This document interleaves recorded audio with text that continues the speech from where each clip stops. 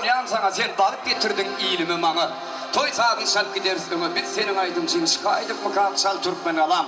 Türkmen ala adlı saadı mekanlar eğer barar olsanız aslımız sonra serhoş olun bolun serhoş adamlar şiravışı delle sunu taraf diyenler elbette eğritlerden bir de şunu yadigar kaldı. Dinle. Dincanın mehruanlar Türkmen ala elimizde toylar ken varsın mehruanlar.